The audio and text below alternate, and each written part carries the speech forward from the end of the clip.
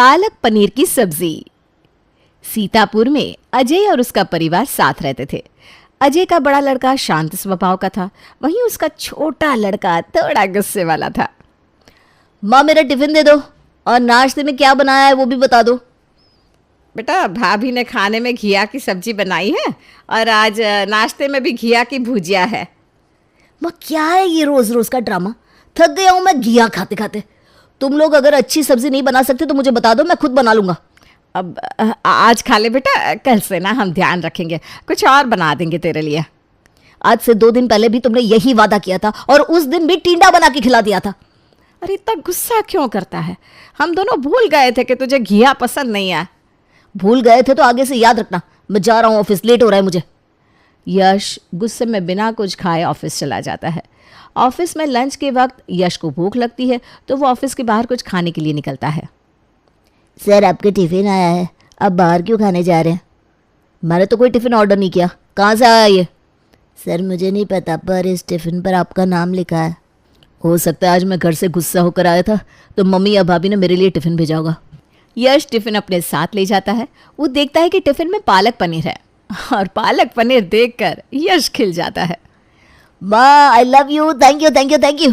आज आपने बहुत अच्छा पालक पनीर बनाया था। अरे तो पागल हो गया है क्या? घर से खाना खा के तो गया नहीं और अब कह रहा है पालक पनीर बहुत अच्छा बना था।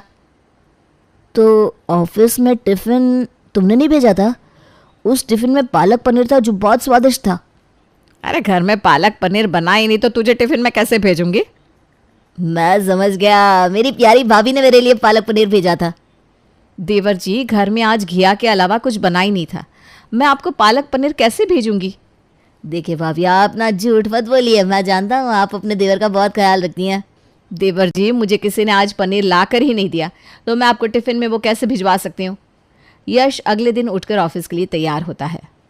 भाभी नाश्ता लगा दीजिए और मेरा टिफिन भी दे दीजिए। वैसे क्या है आज टिफिन में? देवर जी, आज तो करेले की भुजिया और लंच में तोरी की सब्जी बनी है।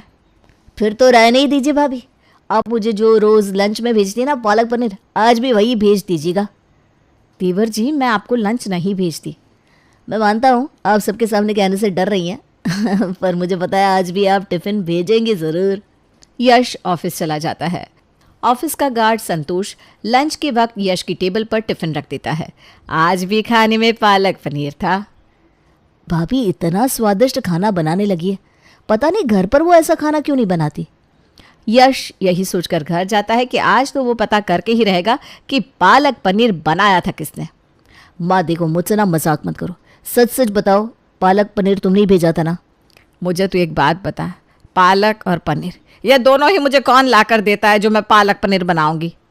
देवर जी, आपको कोई गलत फहमी हुई है, रोज़ रोज़ कोई पालक पनीर कैसे बनाकर भेज सकता है? यश भी सोच में पड़ जाता है कि रोज़ रोज़ उसे पालक पनीर कौन बनाकर भेज रहा है। यश उस इंसान के बारे में पता करने की कोशिश करता है। संतोष भैया, आपको पता है जो आपको टिफ़िन देकर जाता है वो कौन है? सर ये तो मुझे नहीं पता, मैं जब ऑफिस आता हूँ तो आपका टिफ़िन कलेक्शन बॉक्स में रखा होता है। जो टिफ़िन रख कर जाता है उसे देखा है क्या, या उसका नाम पता कुछ मालूम है आपको? सर मैंने किसी को नहीं देखा, उस टिफ़िन पर आपका नाम होता है और कुछ नहीं। यश को खाना इतना अच्छा लगता है कि वो इस बारे में कुछ ज़्यादा सोचता नहीं। उसे बस यही लगता है कि शायद किसी मिसकंसेप्शन की वजह से वो टिफ़िन उसके नाम पर उसको मिल रहा है। संतोष भैया, मुझे लगता है ये टिफ़िन किसी और का है और गलती से मेरे पास आ रहा है।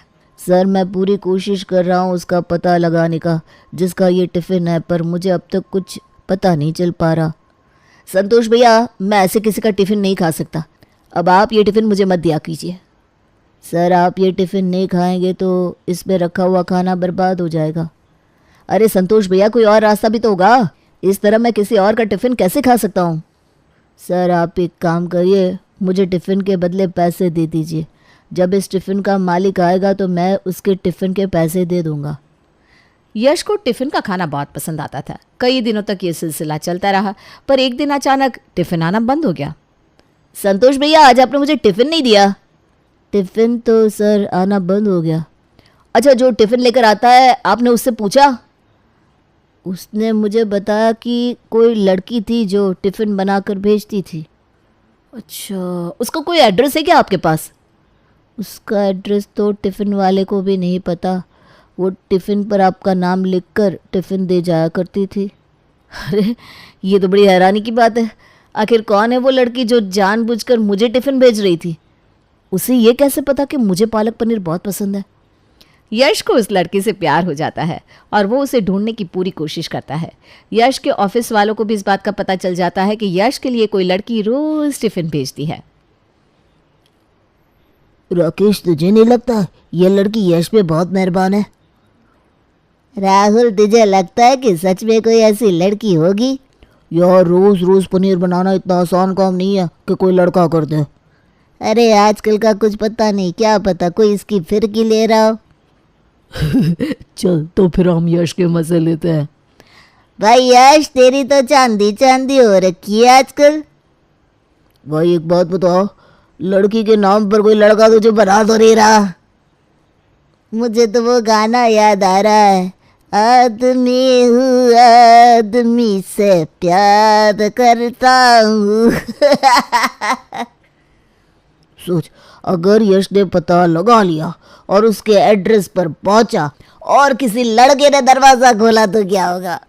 मैं तो ये सोच के डर रहा हूँ कि लड़के की जगह कहीं किसी 60 या 70 साल की बुढ़िया ने या 40-50 साल की किसी आंटी ने दरवाज़ा खोल दिया तो क्या होगा?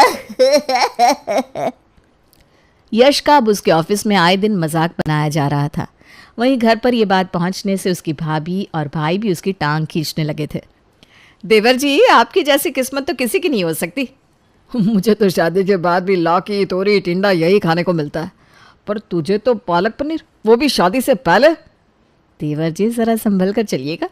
ऐसा ना हो कि पालक पनीर शादी से पहले मिल रहा हो और शादी के बाद सिर्फ पालक मिले।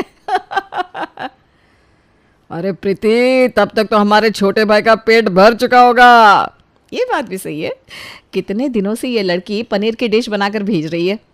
ऑफिस और घर के माहौल से यश बहुत ज़्यादा इरिटेट हो चुका था। यश अब पालक पनीर के नाम से भी चिढ़ने लगा था। उसे कोई भी पनीर की डिश पसंद नहीं आती थी।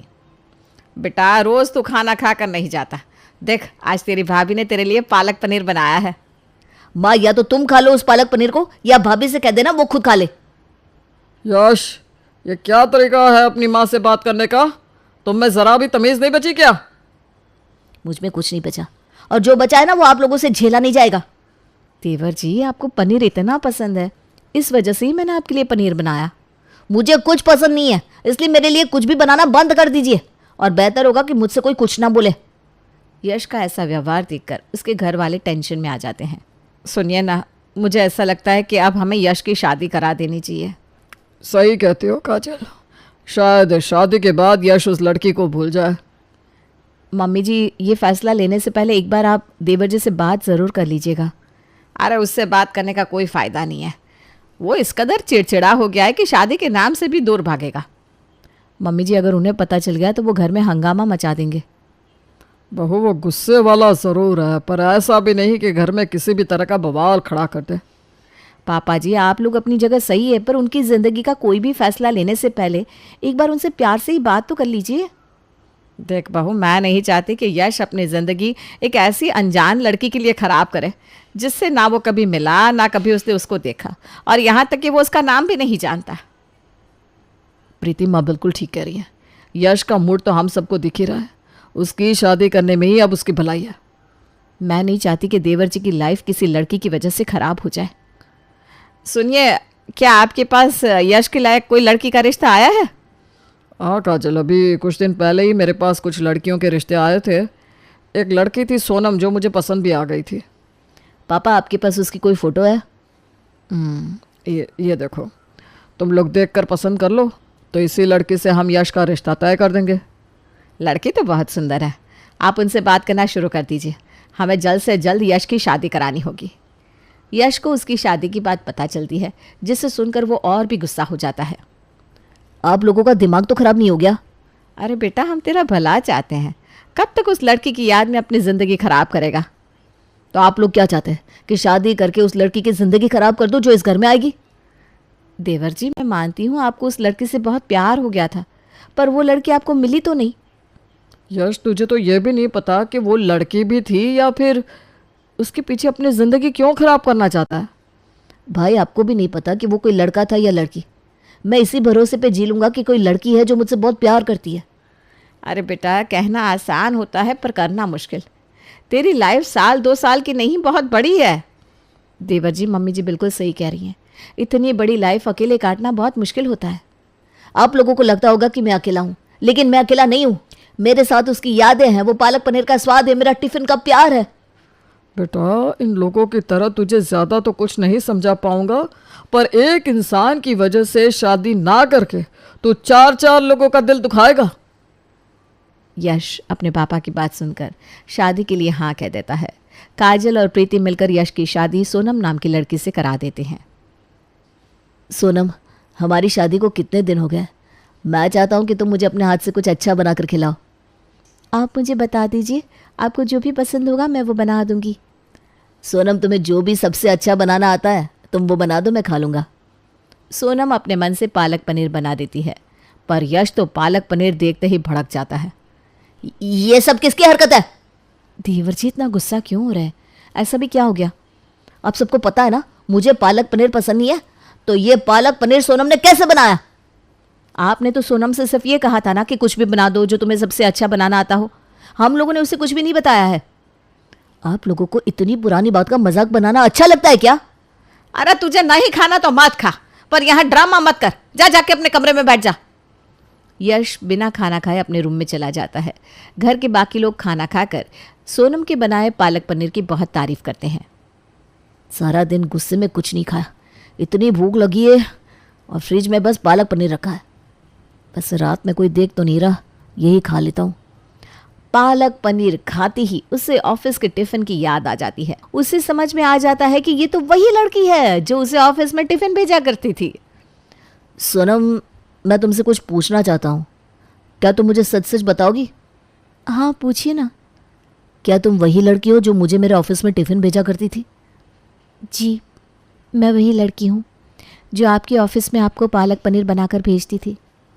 तो तुमने कभी अपना नाम क्यों नहीं लिखा उस पर, और शादी के बाद भी मुझसे ये बात क्यों छुपाई? सोनम अपनी पुरानी बात बताती है।